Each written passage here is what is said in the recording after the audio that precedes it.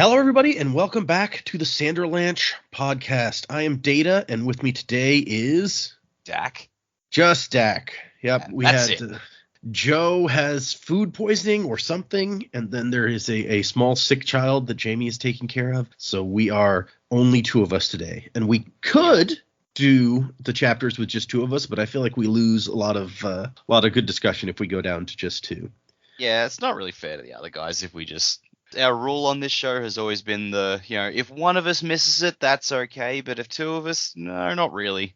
Yeah. And so we also, however, since we just did 2 weeks where we had to miss stuff for sickness and other things, didn't want to have absolutely nothing to put out for you guys. So Dac and I got together last minute to make up an emergency plan to do something that we thought would be at least a little bit fun for you guys to listen to. So hang on, everybody. The Sanderlanche is about to begin.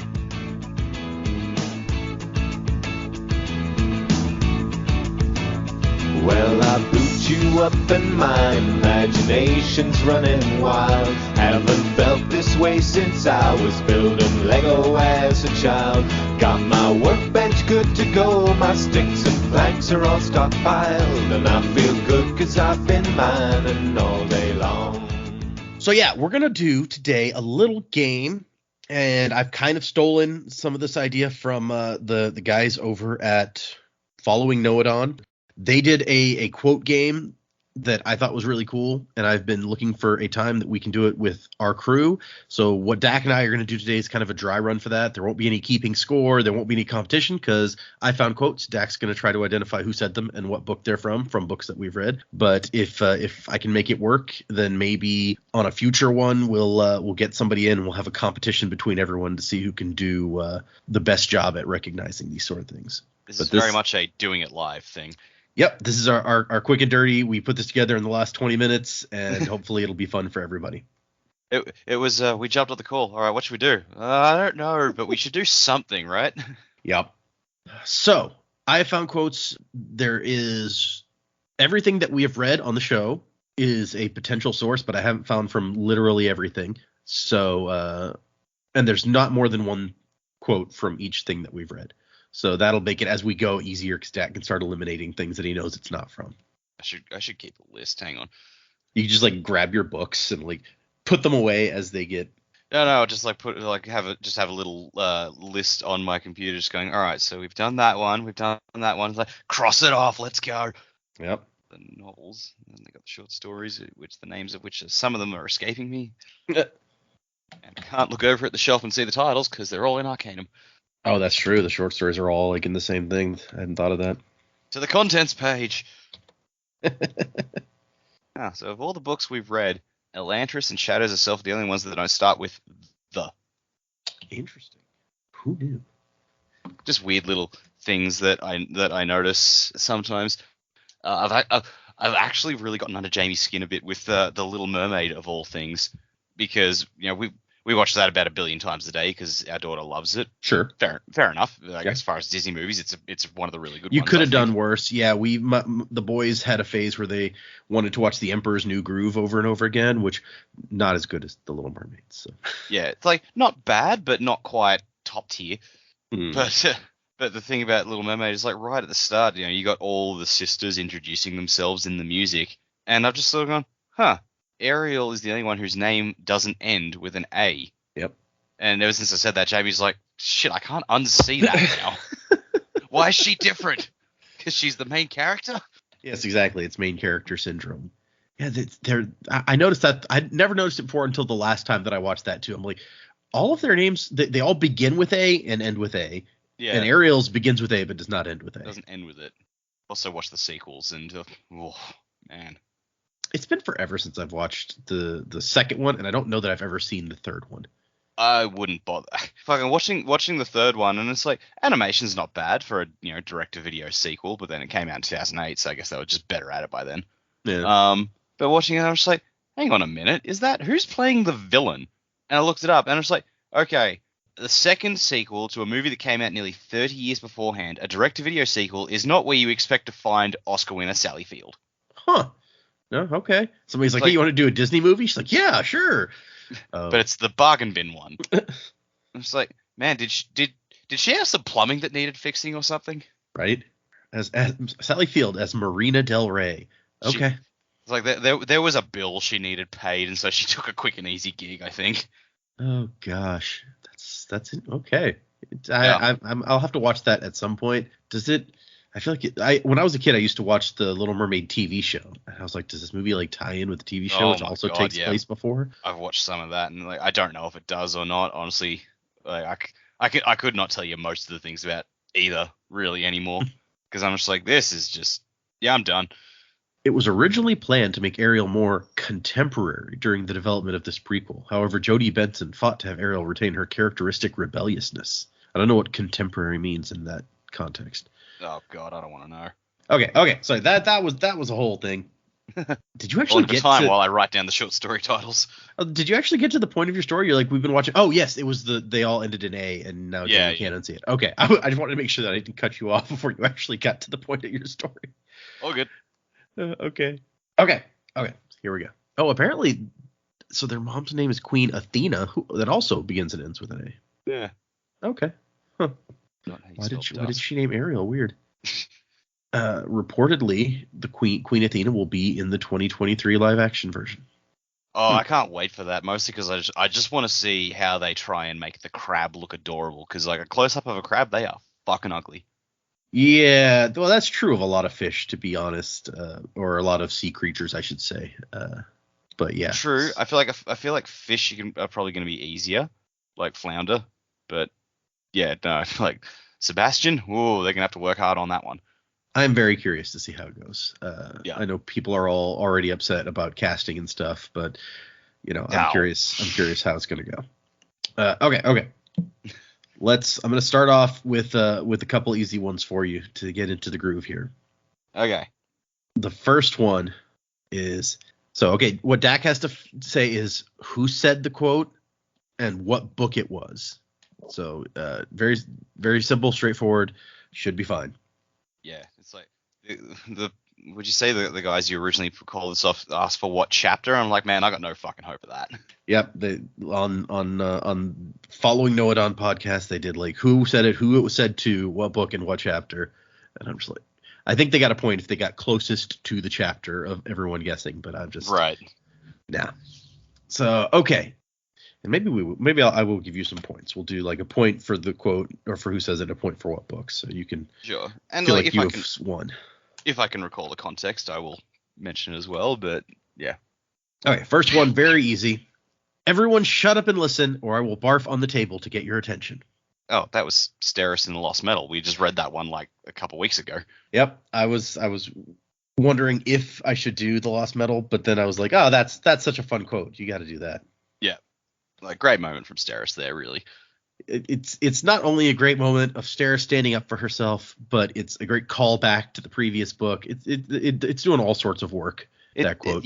It's one of those, like, it's funny for us because we remember the situation. It's like, oh yeah, wasn't that funny? Everyone else in the room is just like, what the fuck are you talking about? maybe Tensoon heard about it from Meilon, but yes, every other person in the room is like, wait, what? Oh, could you imagine just like if she vomits on the table? It's like, now that I have your attention, Tensoon's like, hey, I need their attention more, and vomits a ribcage out. He could probably do some work if he wanted to get attention. That's a good point. And the governor's just like, this is unclean, unsanitary. Okay, so good job. 2 points for that one. Well done, sir. Starting off high. Like the sound effect of like the grunt birthday party from Halo in the background. It's like, oh, that'd be great, actually. I'm gonna go look for that now. Yeah.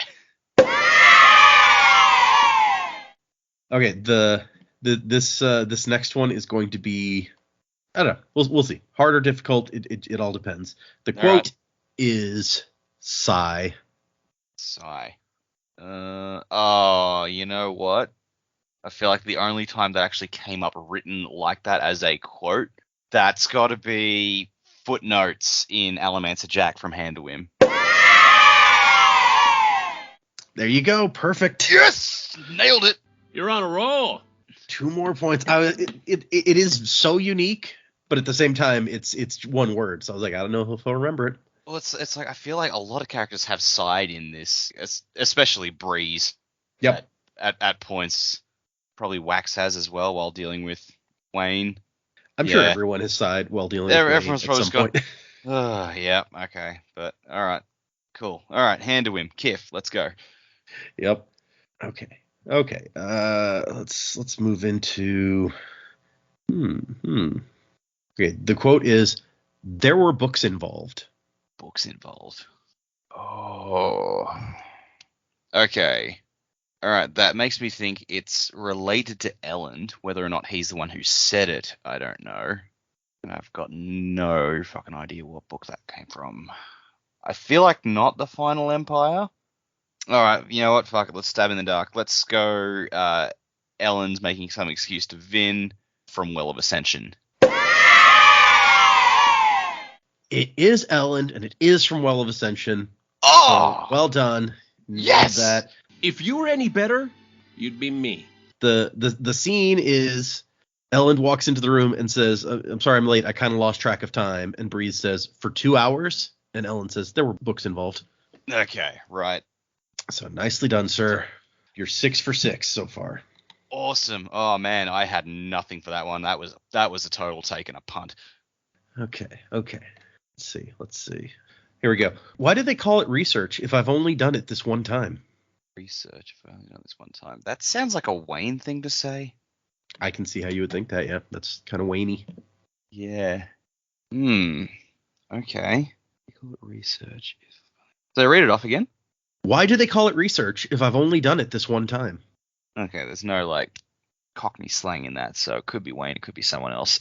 Yeah, I'm feeling strong about this. Let's go Wayne and let's go Bands of Mourning. Lost the lead. 1 of 2 on that one. It was Wayne. It is from Alloy of Law when he's come back to Wax, I think at the wedding dinner, and he's like, "Hey, I did some research on these guys like you told me to." Right, okay. Yeah, I was thinking it's like, oh, could be Bands of Mourning, could be Alloy of Law. Let's go with Bands. Those again, just a bit of a stab there, and like, all right, that one didn't pay off, all right, but yep, cool. So yeah, as soon as I heard the quote, still half points on that one, so not bad. Yeah, I was like, it definitely sounds like a Wayne line, so I was on the money there. Yeah, you got that right off the bat. Like that sounds like Wayne. Okay. Okay. Here we go. Love is always a foolish emotion. That's what makes it work. It's a foolish emotion. That's what makes it work. Shit. My initial gut instinct was saying that sounds like a Vin thing to say. After Vin has developed a little bit, maybe. Sure. Well, I was thinking it could be a Vin thing to say in Hero of Ages, maybe. But like the more I think about it, I'm just like, well, that could be a Raiden thing from Elantris, or hell, that could be something. That sounds. Could be something out of the Hope of Elantris. Like there's actually quite a few candidates for that one. Shit, or it could have even been a Seist thing. Fuck. Yeah, I mean it's like an optimistic sounding thing, and so you're nailing like Raoden, Seist, the characters who are often like optimistic. Yeah, and like Vin's wasn't normally optimistic, but she, like, if there was one thing she believed in, it was like, especially towards the end there, it's like her and Ellen's love for each other was definitely proving a foundation to build on. So yeah, by the end of book 2 and then through book 3, I agree. It was, she definitely believed in that. Yeah, she wouldn't. That's not something she would say in Final Empire, hands down. But no, Hero of Ages, she could have. Mm-hmm. You know what? Let's. I've learned in the past that usually your first gut reaction is probably a solid one, so I'm going to go with that. Let's say Vin, Hero of Ages. Okay. No, sir. You got no points on that one. Damn. So that was God, Marasai. You have failed me. A little insult to injury. In Bands of Mourning, where she's talking to Steris, and Steris is talking about Wax, and Marasai's like, "Oh my, you really do love him, don't you?" And Steris goes, "Well, I mean, and she's like, "Come on, okay, yes, I love him. It's foolish, isn't it?" And Marasai says, "Love is always foolish." Okay. Yep. Again, Marasai, one like a more optimistic, and characters, but man, like considering how much I've really enjoyed Era 2, like I haven't really focused on the characters as much as I really should have, even though there are some great characters in it. Because I think of all the predicaments I've made for Bands and for Lost Metal, and they always seem to focus on like Era 1 characters or just like the greater Cosmere as a whole. I was like, I really just need to just look at who we've got, because Marasai, Wax, Steris, they're all great characters. So Yeah, and I feel like Era 2 is very character driven as opposed like Era 1, the story, like there was this big story that was kind of pushing itself forward with like the giant evil gods and stuff. yeah, And the characters are along for the ride to some extent, but I think Era 2 is kind of the other way around. Yeah, Era 1 was definitely like your classic fantasy, like this is the way of the world and the heroes have to rise up to conquer it. So it is like the heroes are the ones who conclude the plot, but they're not the ones who start it. Whereas Era 2, it's very much like the characters being characters is what makes the plot happen to start with, really. Which and I think he's gotten better at this point at writing like interesting, like deep characters. Yeah, true. Not to say that I have a problem with The Final Empire is one of my favorite books of all time, and I love the characters in it. But the secondary characters especially don't get all that much depth, and I feel like they do more here. Yep, definitely agree with that. Like Constable Reddy, even we were just talking about how like this is a guy that we've watched develop and change and stuff, which a character like him would not have gotten that much attention in an earlier book. Yeah.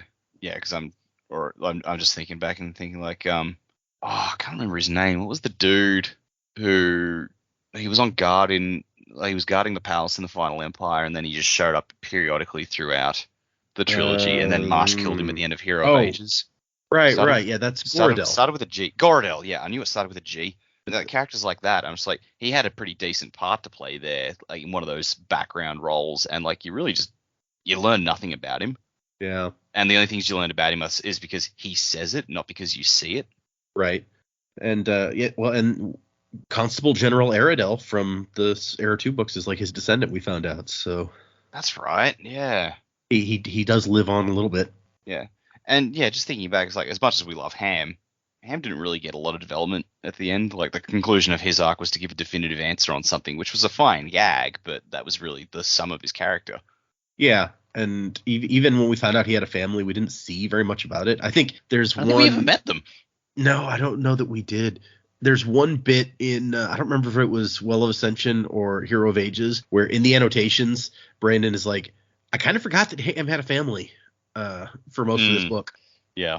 You know what, that is something that is different about, I mean, really since Elantris onward, we haven't had the annotations. Like, honestly, I'd sort of forgotten. That was a big part of when we were reading through Era 1. It was like, we had annotations for everything, and now we've pretty much progressed beyond that. I'm just like, it's kind of fun, I guess, like not having to have having come back and spell things out while we're reading them, I guess.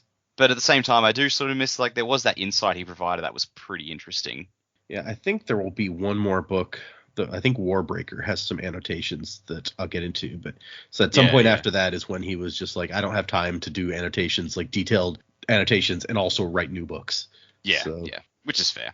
All right, here, let's do the next one is, the quotes is, one can cut the body and it will heal, but do it over and over again in the same spot and you will scar. Man. Okay. First gut reaction for this one was this from Emperor's Soul?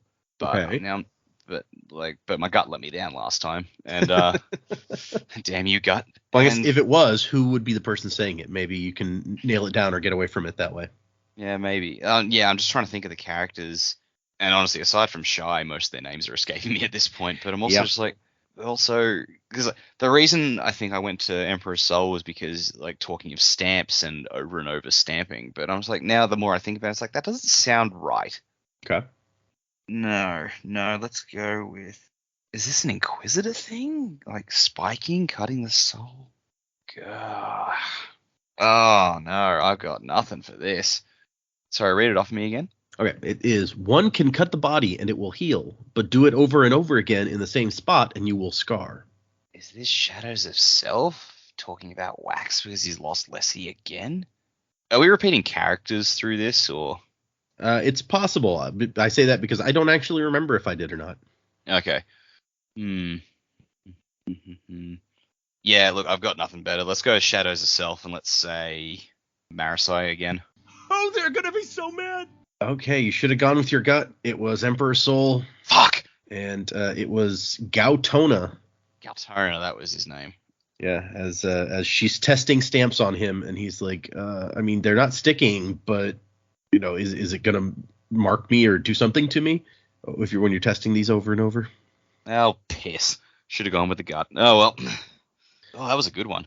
Yeah, no, I like Gautona. It's interesting finding a good quote from that one because there's lots of sassy things that get said, but also Shy spends a lot of the book or a lot of the story alone in her room, and so there's not that much of her talking to other people. Yeah, and that's honestly, that was also a story where it's like, yeah, the sassy lines were fun and all, but the really interesting stuff about that one was the introspective or really insightful things they said. That was the stuff that was most fascinating in that story. So Yeah, like those are the good quotes. For me, it's especially like the ending of that story when he's reading her book and he's just like has kind of a revelation about what constitutes art and stuff. Like that was really interesting stuff to me. Yeah. Okay. Let's see. Here's the quote. You should try not to talk so much, friend. You'll sound far less stupid that way. Now that sounds like a Kelsier line. So I'm gonna go Final Empire, Kelsier. From the hip. You got half credit on that one. It was the Final Empire, and that was Breeze. That was Breeze? Yeah. In their very early meeting, when they're sitting around planning. And somebody brings up a Mistborn, and Yedden says, like, I don't even think that those are real. Oh, Yedden. And Breeze is like, you should shut up. Okay. Yep. No. All right. I'll cop that one. Or what is it? What exactly did Yedden say? He's like, I've certainly never met one, or something like that. And it's like, you poor stupid man. Yeah. Oh, man, Yedden, you were just an idiot. Yeah, and then he died horribly. Why do we give you control of the army? That's a really good question. Yeah. Because what was it? He was in charge of the resistance after Marsh stepped away. Was that right? Yes. So that's just very much and you see it sometimes in fiction. It definitely happens in like the 5th book of Song of Ice and Fire with one of the mercenary companies, like an old mercenary who's been kicked out, comes back to the company, sees who they put in charge, and gone, how the fuck did you decide this guy out of everyone here? This guy is the one you picked. What was the thought process there? And it's like, well, that's very much the Yedden thing. Like you had no one better? Yeah. It really seems like there should be someone better, right? Maybe just like no one wanted this job at all. Like, yeah. You get killed doing this job. I mean, that's not even accurate. The last guy who had the job like stepped down because he didn't die. That's true. That's a good point, yeah. Like the reason it needs to be filled is because the previous guy did not in fact die, but actually just needed some time. He's like, I give up. This is never going to work. We're never going to be free of the Lord Ruler. Yeah. Okay. Let's this one I think should be pretty easy. The quote is, invite Douglas Venture. He's kind of a friend, but he can't hold his liquor. You can count on him making a disturbance at the after party. Okay. Is that a Steris thing from Shadows of Self? Woo, close one. It is from Shadows of Self. But it's Wax. It's Wax, isn't it? Damn it! It's like in response to Steris asking him who to invite to the wedding. Okay, yeah, I'm just like it's got to be either Steris or Wax because they're talking about it's a venture, but it's not one of the main characters, so it's clearly not from Hero of Ages. But it's like, oh, they're talking about high society. It could be either Wax or Steris, so I'm just gonna roll the dice on that one. Okay. All right. You got 50% credit. It's not bad. Yep. Here is a great quote. I love this one. The quote is, now that is a fork. Oh, that's Gemmel from not Secret History, the 11th Metal. Now you're just showing off. That is Gemmel from the 11th Metal, yes, sir. That was him and his fucking dingle hopper. It's such a great moment. It's so ridiculous. I love it. That was like the closing beat of the story, wasn't it? Yes, that was the very end of the story, which I'd kind of forgotten the 11th Metal existed as I was looking through stuff, and then I was like, oh, right, that's a thing. And it immediately jumped in my head, like, that's got to be the quote. Like, I gotta grab that one. No, I remember that one distinctly, actually mainly because of the song we used for that episode, because that is such a great song. And like, it's the Song of Ice and Fire song. Yeah, it's the Jaymee and Cersei Lannister one. And like, because I've got the playlist of all our theme songs just for funsies. And there was one time I was listening to it in the car, and Jamie's sitting next to me, and that song came on. She's gone, "What the fuck was this? What do we do this for?" I'm like, do you remember that story after the first book? No, one with Gemmel. Who? Yeah, you know the crazy guy who led Kelsey around, and then he found the fork. Oh, that guy. Fork guy, sure. Yeah. Man, that's a great song.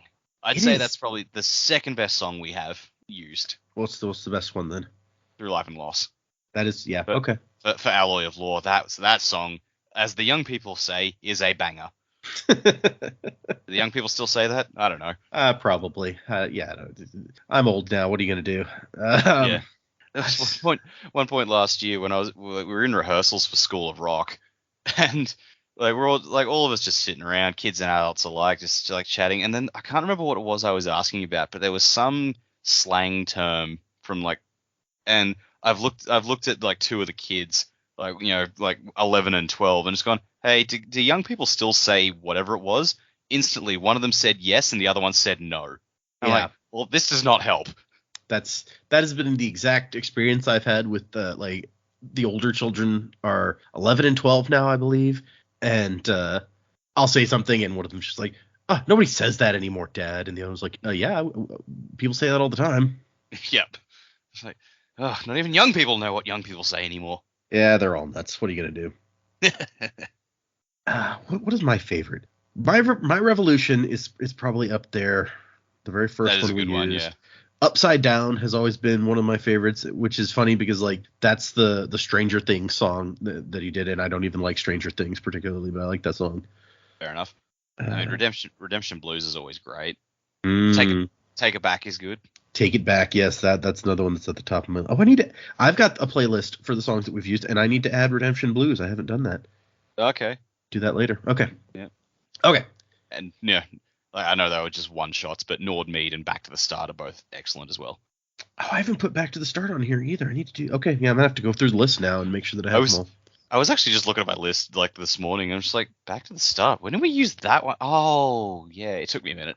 That one where the guy goes back to the start or whatever. It's a really weird one though. So. And it's like that, and that's such a really happy, upbeat song. I'm just like, the lyrics fit, but the tone of the song is very different. It's true. Okay, here the next one is stop moping. It doesn't suit you. It takes a fine sense of pessimism to brood with any sort of respectability. Okay, initial gut feeling, that's a Breeze quote from Hero of Ages, but could also be a Kelsier quote from Secret History. You know, we've already done Breeze. Let's go with Kelsier Secret History. Hooray!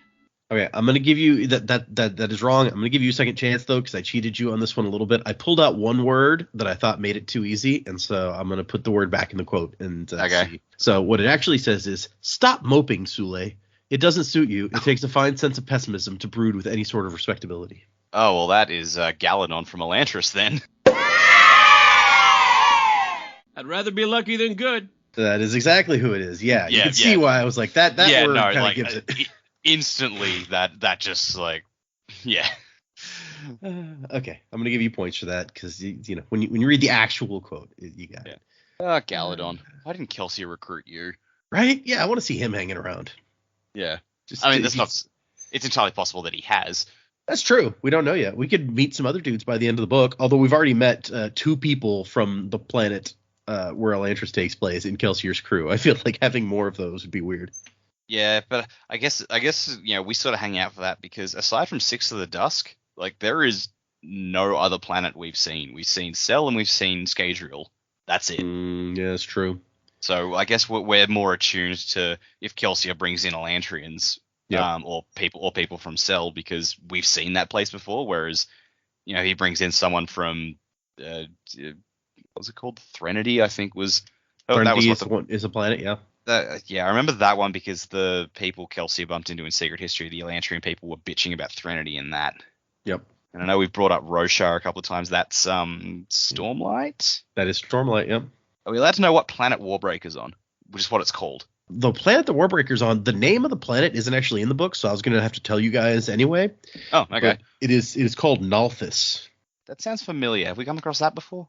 I believe it has been mentioned, and I think it was like an in-passing thing where it's like... Oh, I'm sure it was. I've only gotten, I guess, technically 3, because, what's the planet in Six of the Dusk is called, like, First of the Sun, or something like that. Yeah, something like that. All right, the next one. We're running low on quotes here. Let's see. Well, I mean, the only novel we've got left now is Hero of Ages. We've done all the other novels we've done, but just going off my list here. But we've still got short stories. Okay, so this quote is, "Did I leave? I am the lingering odor you can never quite locate, my friend. Just when you think I've faded, you open your cupboard and find, in an overpowering reveal, that I've merely been ripening. Wow, okay. That could be Kelsier in Secret History, I guess. Yeah, so all we've got left are Hero of Ages, Secret History, Hope of Elantris, and Sixth of the Dusk. Gonna go out on a limb and assume that wasn't in Sixth of the Dusk. Just very strong gut feeling about that one. I don't think that's a Hope of Elantris quote because that was fairly desperate. So it's got to be Hero of Ages or Secret History. Yeah, I'm gonna go with Kelsier Secret History. Rejection. It is in fact from the very short thing that we did as a play, sort of where everybody read a part on the show called The Traveler. Oh, I forgot that was. Oh, I didn't put that on my list. Damn. And it was the quote is from The Traveler / Hoyd. Yeah. Okay. Bollocks. That wasn't on my list. Ha. I thought, I was like, I bet this won't make his list because you don't even have a book on your shelf that has that in it. No, you. All right, yep, you got me good on that one. In honor of Joe, well played, Clerks. Okay, 2 more. Let's see. I'll leave the easier one for last. Okay. This one is, how much of what you've done was about love, and how much was about proving something? That's got to be Scadrial. It's not the other two. But is someone saying that to Vin, or is someone saying that to Kelsier, or is someone saying that to Elend? I feel like that is being said to Elend. Okay. By Yeoman? Yeah, let's go with Yeoman, Hero of Ages. Bangarang! It is, in fact, Vin talking to Kelsier at the end of Secret History. Bollock! Piss. All right. When she reappears for that one moment and gets to say goodbye. Right after Ruin got punched. Yep. Oh well. I tried. Okay, last one. I bet I can almost guarantee you'll get at least half of this one. But here we go. The quote is, "He's a paraplegic. What's he gonna do? Bite us?" Okay. That is definitely being said about Set. That is definitely Hero of Ages. But who said it? Oh, was that? No, I think I remember we talked about this because some people, I think you said there was some reaction like that was a surprisingly dickish line from Ham, where Ham's not normally that much of a dick. I vaguely remember that. Was it Ham? If it's stupid but it works, it ain't stupid. So it is a conversation with Ham, but it is in fact, Ham says Set's going to be furious. And then it says, Ellen shrugged. He's a paraplegic. What's he going to do? Bite us? Oh, Ellen said it? Oh. I know, right? Once again, it is kind of unusually dickish for Ellen to say. Yeah, for both of them, that's just, hilarious line, just dickish from either of them. I could see Bree saying that quite easily. I could see Kelsier saying that. Catch Doxson on a bad day, he'd probably do it, except he was dead by then. Still pissed about that, by the way. I feel like he wouldn't have liked Set very much once Set kind of joined the crew at the end of the second book. So I could totally see. Doxson would have hated Set. The two of them would have been at odds for sure. Yep. But yeah, okay. So we must have had the conversation about how that was a dickish line, but I just misremembered who the culprit was. Okay. Okay, that's it. That was 26 potential points, and you got, let's count, 2, 3, 4, 5, 6, 7, 8, 9, 10, 11, 12, 13, 14 out of 26. Okay. I beat halfway. Yeah, more than half, so Yeah, you know what? More than 50%, that's a pass. So I want to do this. The way they did it on that other podcast was actually they had some, a listener who was very involved in the Discord and stuff come in and actually come up with the quotes, and that way even the host could participate. Okay. They had a whole, I think they wrote down their answers because they were all on camera and then revealed them, which we wouldn't do, but we could totally. That's not happening. The same person actually who did it for them is a user in our Discord as well. Really? So we could totally get the exact same person to come in if we wanted and do a thing for us. I don't know that we will.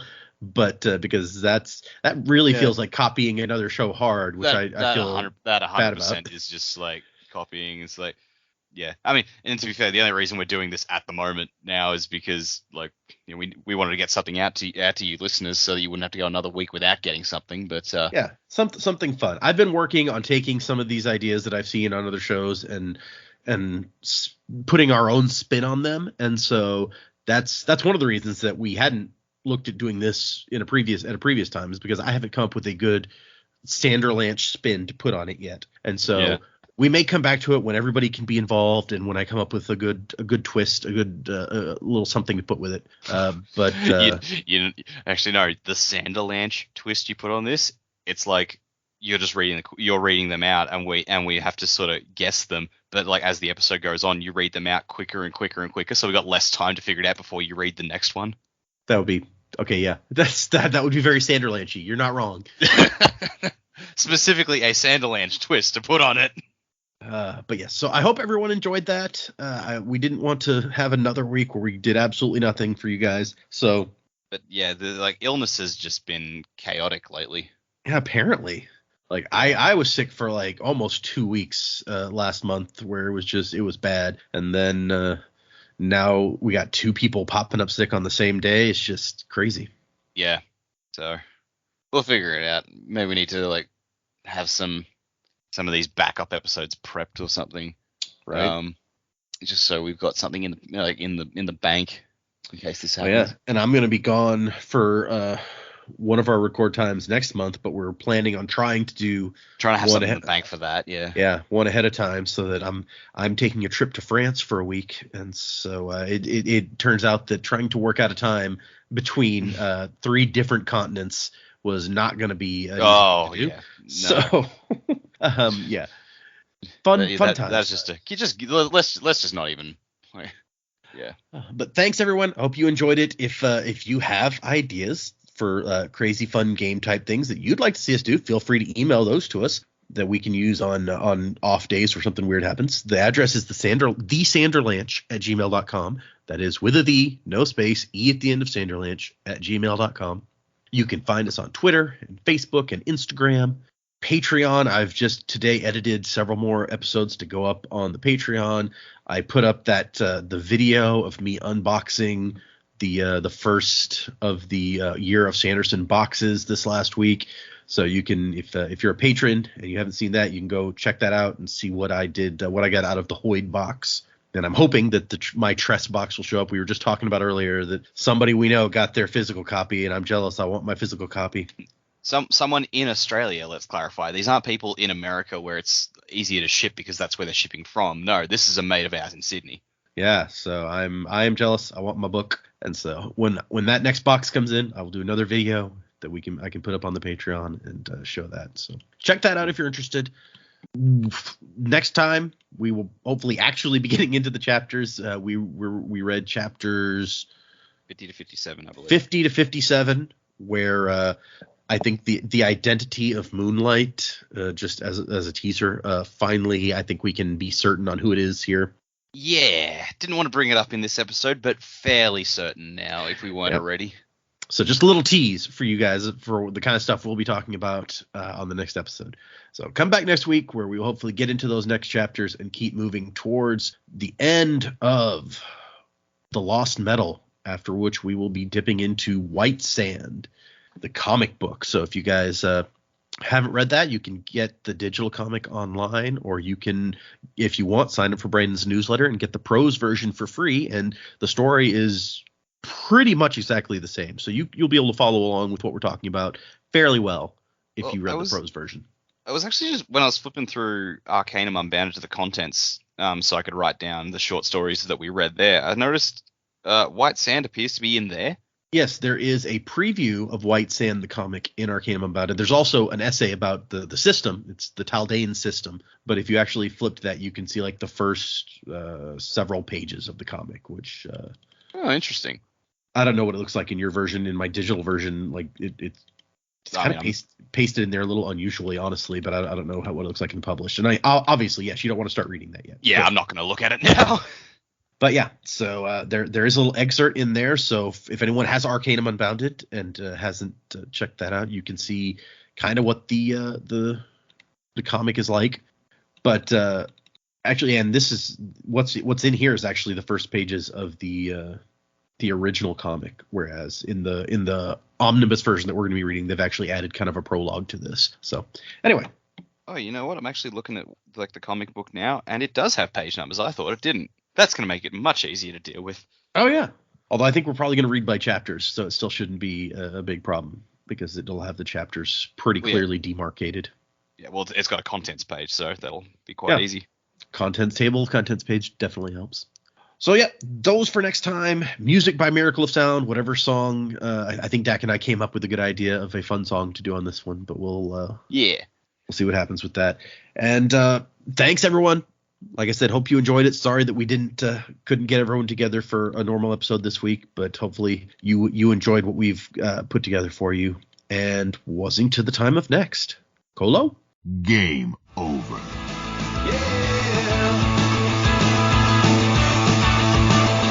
Now it's hard to think of offices and motorways and bills when I'm tunneling through oceans, beaches, and cascading hills. These creepers make me run away, these spiders give me chills, but I feel good 'cause I've been mining all day long. Stay tuned for more Tales of Interest. Nice.